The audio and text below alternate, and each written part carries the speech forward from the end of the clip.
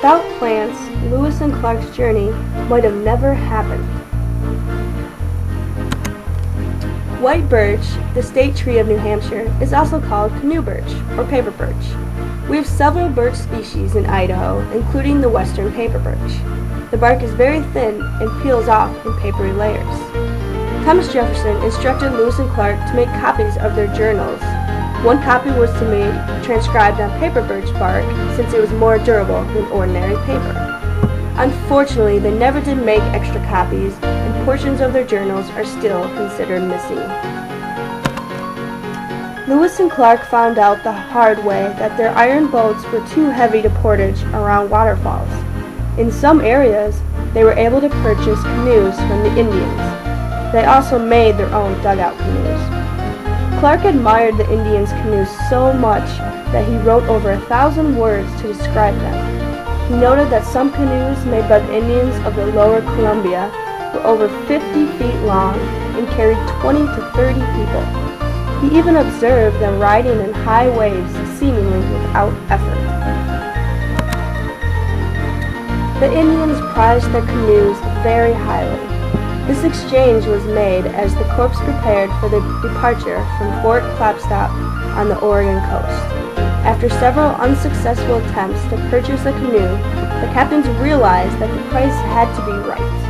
A coat or no deal. According to Lewis, it was a very fine coat that had hardly been worn. This photo is from the Canadian Canoe Museum. Can a tree be a lifesaver? Near Livingston, Montana, in July 1805, one of the men fell onto a snag that gouged a deep hole in his thigh. Since he couldn't walk, canoes were imperative. Clark found 2 cottonwoods that the men turned into 28-foot canoes. How far do you think they could travel in one day? With canoes and favorable river conditions, they floated up to 90 miles in one day.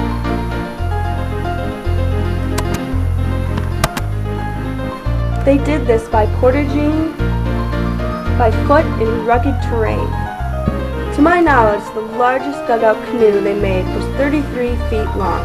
It came from a huge cottonwood tree at Canoe Camp near Great Falls, Montana. In addition to canoes, they used cottonwoods for wheels and wagons. Remember, there were no service stations or convenience stores.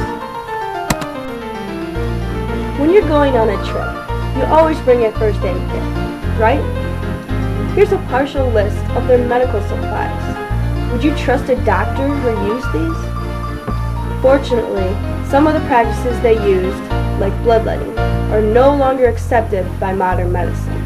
There was no physician on the expedition, since Thomas Jefferson trusted Lewis's skills and didn't trust most physicians. Lewis's mother, Lucy Marks, was a herbalist healer in Virginia, so she was well acquainted with the healing properties of plants.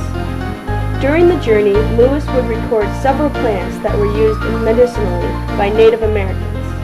Surprisingly, only one person died during the expedition. Having enough food was obviously a primary concern. Food could be broken into 3 categories. Number 1, food they brought with them. Number 2, food they garnered from hunting and fishing. And thirdly, food they obtained through trade or as gifts from the Indians. This is a partial list of food purchased from vendors before the trip. The actual amount of food they brought with them was very restricted due to limited space. This made finding food even more important as the expedition progressed. I probably would have brought several pounds of chocolate. They had no cheese or dairy products until the end of the trip. Fortunately for Lewis and Clark, the first stages of the journey were relatively easy, gentle terrain and plenty of game. The tall grass prairie once covered millions of acres in the Midwest, as you can see in this picture. The grasses could be 12 feet tall.